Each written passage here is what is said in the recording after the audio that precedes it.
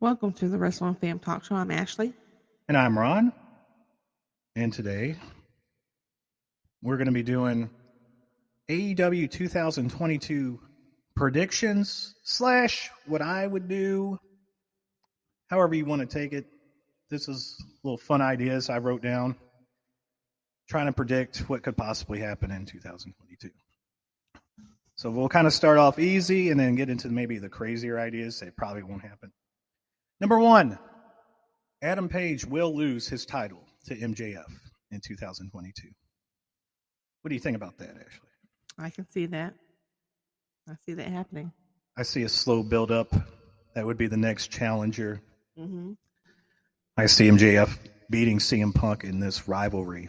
Mm-hmm. CM Punk and Bryan Danielson have both been on a roll, so their first loss needs to be a big meaning. Mm-hmm. Number 2, the Young Bucks will turn good and be joined by Adam Page versus the Undisputed Era. That's a great idea. Reason I put that is because they're kind of teasing a little split right now with the Young Bucks and Adam Cole. Mm-hmm. There were rumors earlier this year, just a few months ago, and we spoke about it before, but Kevin Owens was going to join AEW. I feel like this was the whole setup for Kevin Owens to join. Yeah. That he would have been the third guy with the Young Bucks. But we got to remember, he re-signed with WWE. So they throw a little curveball there.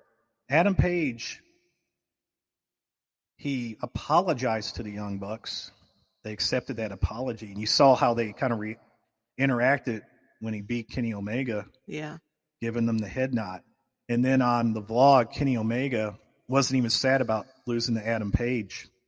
So I see a complete elite reunion as good guys. Yeah. And Adam Cole and his Undisputed Era being the main villains. So, and this could happen during Adam Page's title loss. Maybe Adam Cole has something to do with it. Who knows? But there's a lot of plots and twists and turns that could happen. But I see Adam Page and the Young Bucks joining back up. Number 3, Matt Taven. He was from Ring of Honor. Now, Ring of Honor is currently closing down shop until April. Maybe they open back up. Maybe they won't. And the reason of Ring of Honor closing down is they were trying to help their wrestlers so much during the pandemic that they were taking major money losses. And finally, the company that funds them, they just saw that it was just a big loss of money. Maybe it's time to regroup, rethink. And Matt Taven, I don't know much about him. I haven't really watched his matches, but I know he has history with Adam Cole. And the Kingdom is what they called it. So I could see him showing up and joining the Undisputed Era in the Roderick Strong position, because Roderick Strong, I believe, re-signed with WWE. And that's going to set up the return of Kenny Omega, which I spoke about with him and the Young Bucks and Adam Page. Yeah. And I could see that being the big bunkhouse fight, you know, how they do on a pay-per-view where it was the Stadium Stampede or the whatever other type of matches they did. I know Pinnacle and the Chris Jericho's group. I'm having a little brain fart right now, and I know you're not going to know. I know what you're referring to, but they had a street fight. You know, that type of match right now. It'll come to me here in a little bit. But that type of match where it's 4-on-4, 5-on-5, big group matchups, I can see that happening. Number 4, Ricky Starks will join the Pinnacle, and Shawn Spears would be kicked out. I think that would be a better match. That's more wishful thinking than a prediction. I could see them just sticking with Shawn Spears forever and ever. But to me, moving on up to the Pinnacle is going to set them up. And Inner Circle was the group I was trying to think of with Chris Jericho. I seem to always forget that name, Inner Circle. But back to this, Ricky Starks, and then his interaction with MJF, they've always been friendly. And just recently, they helped beat down Dante Martin. I could really see that Ricky Starks joining the Pinnacle would be a great thing for him and the Pinnacle. What an upgrade. Because he kind of has that rock feel to him. He always has, with the style that he wearing the clothing, his attitude. And they could just really just repeat the progression of the Rock with Ricky Starks. And I feel like him turning on Team Taz, which he would kind of have to do, or maybe Team Taz kind of breaks up. Maybe they do kind of like an Ole Anderson, why he was kicked out of the Four Horsemen with Taz, because Ole Anderson in real life wanted to spend more time watching his son wrestle. Yeah. And that's when the Horsemen replaced him, and they played that up on a storyline back in 1987. They could do that with Taz, where now Hook has debuted. Taz is a little bit more interested in Hook. It's not really a big group. They could have Ricky Starks go his own way, Will Hobbs go his own way, and having Ricky Starks and maybe even Will Hobbs too come along to the Pinnacle, replacing Wardlow and replacing Shawn Spears together. I think that would strengthen the Pinnacle a lot.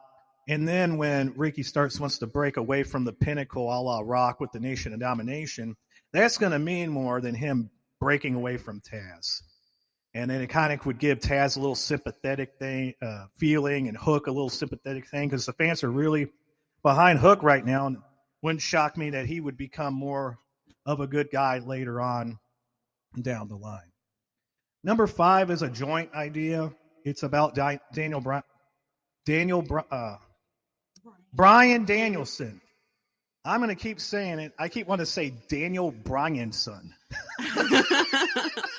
Well, that's making up his own another name. Maybe an alter ego comes in. And Daniel Bryanson wants to fight Bryan Danielson and CM Punk. So Bryan Danielson and CM Punk will feud with the pillars of AEW. Jungle Boy, to be one exact, that I want to see Bryan Danielson wrestle. I would also like CM Punk to interact with Ricky Starks. Yeah. They did a little teaser there. His first match back, or first kind of feud, was with Team Taz. I think that would elevate him. I see Ricky Starks as a pillar. I don't know how many pillars they want to have, but we can build this big building with a lot of pillars. A lot of young talent out there. But you're talking about Darby Allin. Of course, they're doing the thing with MJF. Those type of young athletes. To include Britt Baker. They always mention her because they say she's the pillar of the women's division. And I do have an idea, which I mentioned kind of before, but I'll go more into it later on this list of what to do with Britt Baker. Number 6, this is where it kind of gets crazy. Now, it could either be this way, or they could stick with Malachi Black. This is what I'm going to be talking about as the leader, because I think he wants Brody King. He's a bigger dude from Ring of Honor to join his House of Black. But I put, and of course, everybody's always talking about Bray Wyatt, so I just put my Bray Wyatt idea down. He debuts, he's revealed as the House of Black leader. Malachi the whole time has kind of been like his demon, his sidekick. We'll put in essence G.I. Joe, for instance. Yeah. Bray Wyatt's Cobra Commander. Malachi Black is Storm Shadow, the cool bad guy that's always the right-hand man of Cobra Commander. He's the right-hand man of Bray Wyatt. Now, I want to see a little bit more mystery. Now, I know AEW kind of goes more realistic, but I do kind of like that creepy type of stuff where Malachi Black is like that demon that he portrays himself to be. He ends up turning Cody Rhodes bad. People want to see him turn bad. But I like a little twist of why is Cody being the way he is. Now, people could say, the fans are turning on him because he's Hollywood.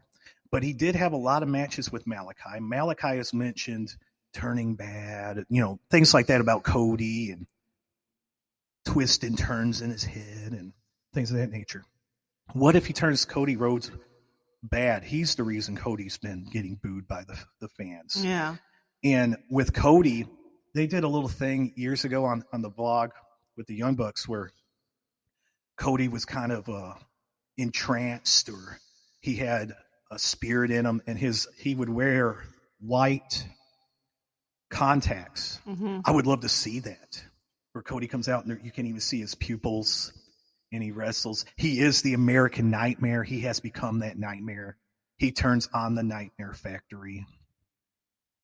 I would love to see that.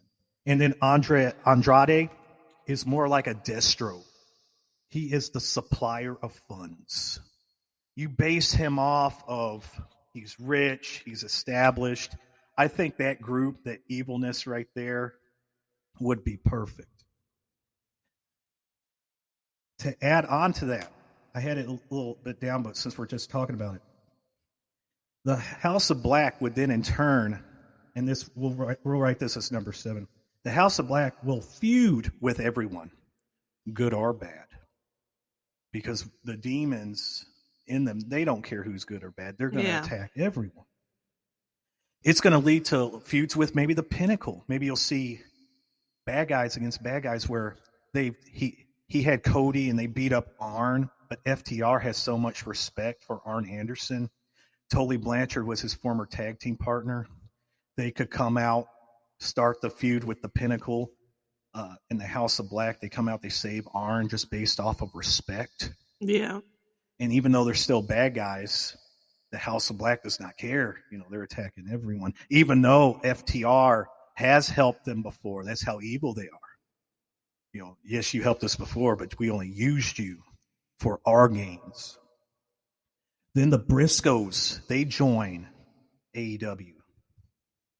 They join the House of Black. I saw maybe Pentagon and Phoenix could possibly join the House of Black. They have history with them. Mm-hmm. The Briscoes, I want to see them in AEW. They're great. They could fit any role. They probably start off as good guys. And that's why my number 8 idea is that Jay Lethal brings the Briscoes in, and he feuds with MJF and FTR. They're already having the Briscoes versus FTR feud kind of simmering a little bit. Maybe when MJF wins that title or prior to it, give Jay Lethal something to do. Yeah. Something meaningful. So prior to the Briscoes joining the House of Black, or if it's even them, let's have the good guy mixture there with Jay Lethal teaming up against MJF and FTR. Pentagon and Phoenix. This is my number 9 idea. Pentagon and Phoenix will lose the title to the Briscoes. Now, I had Santana Ortiz winning the titles, but I don't know if they would go that way from Lucha Brothers to Proud and Powerful.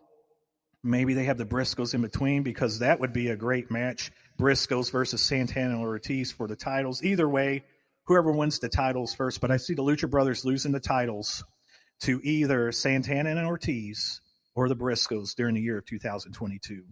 And then in turn, whatever team wins it will lose it to the other team that I have mentioned. Yeah. So it could go either way. And then I believe I'm at number 10. My last idea is to have a woman featured in more groups. This is what I would do. But I would also like to see a woman save the day. Yeah. And I kind of had an idea, and it goes back to this feud that we're having right now with Adam Page and Bryan Danielson, where I said, instead of the draw, Adam Page should have won the first match. Same match that they had, but had Adam Page pin him. Bryan Danielson goes on the rampage again, beating up every Dark Order member each week. Then one week, he gets Anna Jay. He's about to stomp her, which he was not going to do anyways, but he sets her up. And Jungle Boy tries to get into the ring. He feels like Adam Page didn't do what he needed him to do to save Anna Jay.